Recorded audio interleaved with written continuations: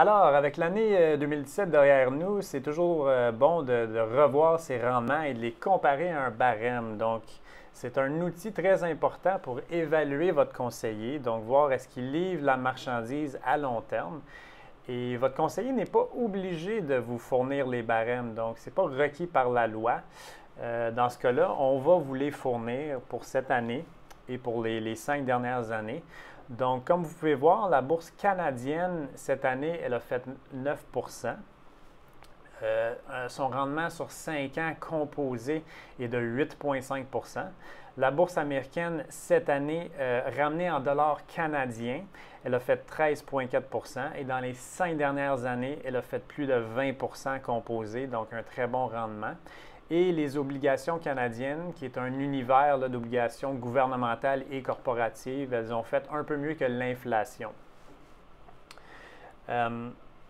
Donc, c'est important, quelqu'un qui est investi 100% en actions, dans une proportion de 50% aux États-Unis et 50% au Canada, si c'est votre cas et vous avez fait un rendement vraiment inférieur à 14,6 dans les 5 dernières années, vous devez vous demander pourquoi.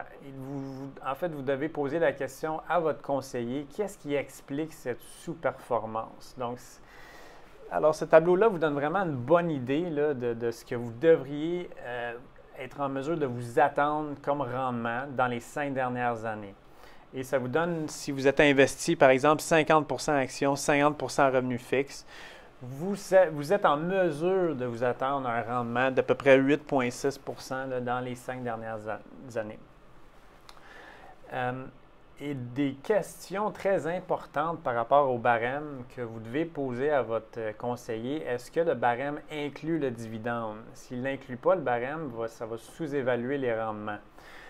Est-ce que le barème est représentatif de votre portefeuille? Donc, un portefeuille canadien doit être comparé au barème canadien, évidemment.